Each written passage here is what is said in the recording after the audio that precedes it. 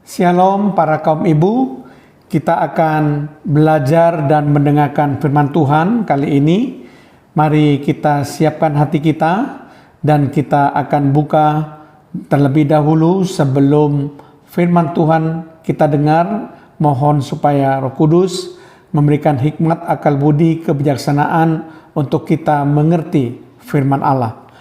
Terima kasih Tuhan, kalau kami sebentar akan membahas kebenaran firman-Mu, biar ini menjadi penuntun bagi para kaum ibu untuk hidup benar di hadapan Tuhan, dan hidup kami boleh berkenan di hadapan Tuhan. Terpujilah nama-Mu Tuhan, di dalam nama Tuhan Yesus Kristus, kami pelaskan doa kami dan mengucap syukur. Haleluya. Amin. Para kaum ibu, pada kesempatan ini saya akan membahas kebenaran firman Tuhan yang saya beri judul pengelolaan uang yang baik. Sekali lagi, kebenaran firman Tuhan yang akan saya sampaikan berjudul pengelolaan uang yang baik. Pengertian dan kemampuan menangani keuangan secara tepat harus menjadi prioritas utama bagi setiap orang. Banyak ketegangan, keretakan keluarga, perselisihan, dan frustasi disebabkan langsung atau tidak langsung oleh uang. Seringkali suami istri bercerai karena ketidaksetujuan atau ketidaksepahaman dalam menangani soal keuangan. Keluarga Kristen pun tidak luput dari masalah ini. Jika suatu keluarga tidak dapat membayar bon-bon hutangnya atau dibebani oleh masalah-masalah lain yang tak teratasi yang berkaitan dengan keuangan, maka ia akan menjadi suatu kesaksian yang buruk bagi orang lain. Sedikit sekali gereja yang mengajarkan anggotanya mengenai soal pertanggungjawaban dalam hal keuangan.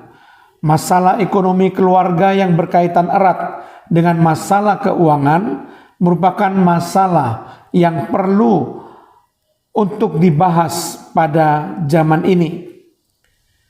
Perlu mendapat perhatian secara khusus, terutama di dalam suatu keluarga. Di zaman sekarang ini biaya hidup semakin mahal, sehingga kadang penghasilan suami saja seringkali tidak mencukupi. Untuk memenuhi kebutuhan seluruh keluarga, maka kadang-kadang menjadi suatu masalah, pertengkaran karena ketidakcukupan penghasilan. Oleh karena itu, yang menjadi ukuran dan pedoman dalam mengatur ekonomi keluarga adalah mampu tidaknya mengatur pengelolaan penghasilan dan pengeluaran keluarga secara bijaksana.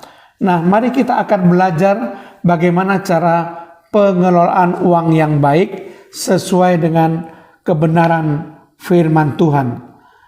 Kita akan membaca pertama kali di dalam 1 Timotius pasal yang ke-5 ayat yang ke-8. Bunyi firman Tuhan adalah sebagai berikut.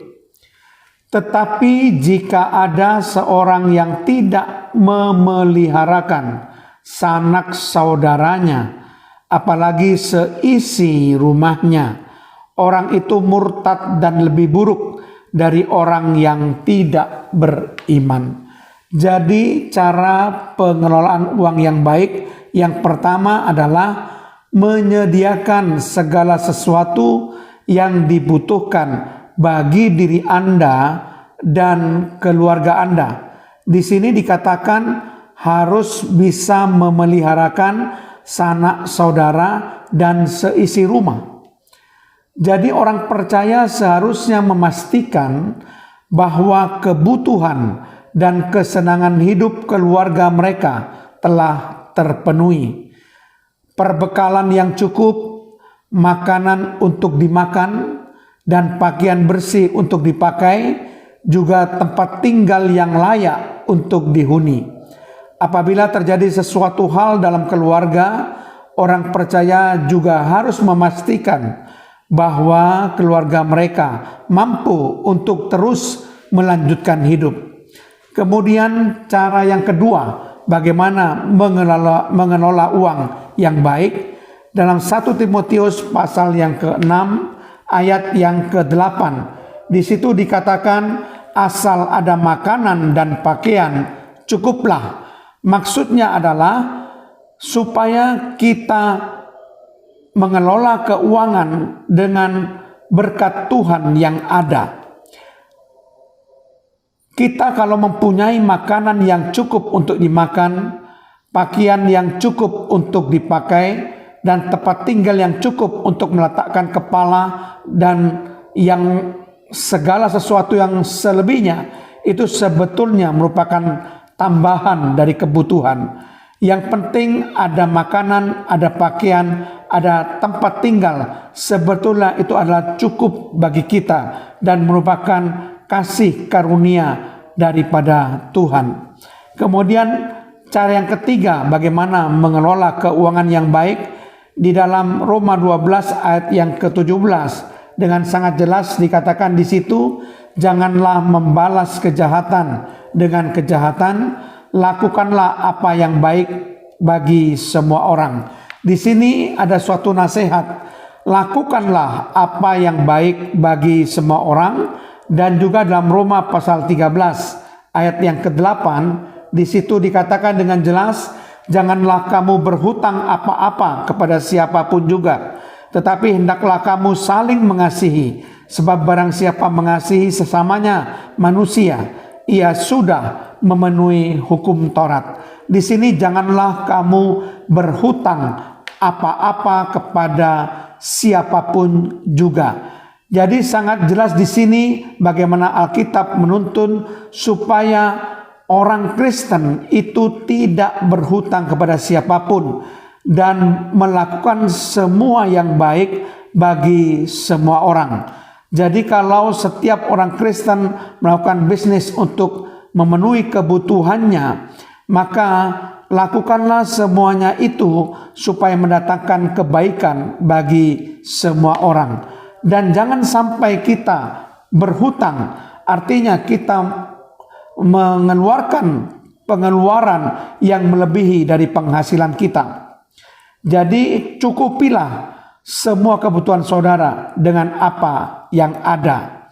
Kemudian cara pengelolaan uang yang keempat yang terakhir adalah kita baca Galatia 6 ayat yang ke-10. Karena itu selama masih ada kesempatan bagi kita, marilah kita berbuat baik kepada semua orang, tetapi terutama kepada kawan-kawan kita seiman.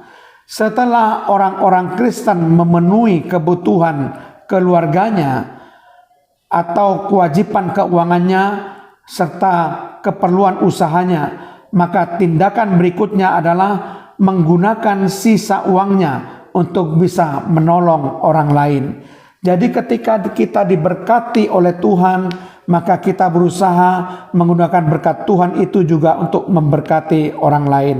Saya percaya kalau kita lakukan semuanya ini, maka keuangan kita akan diberkati oleh Tuhan. Para kaum ibu, kita sudah belajar bagaimana cara pengelolaan uang yang baik. Yang pertama adalah menyediakan terlebih dahulu segala sesuatu yang dibutuhkan oleh Anda dan seluruh keluarga Anda.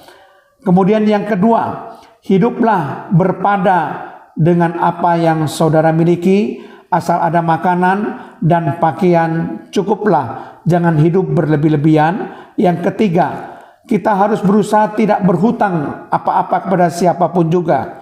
Jangan sampai kita membeli sesuatu melebihi kemampuan kita. Dan usahakanlah untuk melakukan apa yang baik bagi semua orang. Dan yang keempat, kita harus menyisihkan sisa keuangan yang dapat kita tabung untuk juga dibagikan sebagian untuk menolong orang lain. Ketika kita sudah mencukupi segala kebutuhan kita dan segala kewajiban keuangan kita, mari kita belajar untuk berbuat baik kepada orang-orang yang menderita, orang-orang yang membutuhkan, untuk menyisihkan kelebihan uang kita bagi mereka. Amin. Mari kita berdoa. Terima kasih Tuhan, kalau hamba-Mu sudah menyampaikan kebenaran firman-Mu, agar para kaum ibu tahu bagaimana mengelola keuangan dengan baik. Terpujilah nama-Mu Tuhan, di dalam nama Tuhan Yesus Kristus. Haleluya. Amin.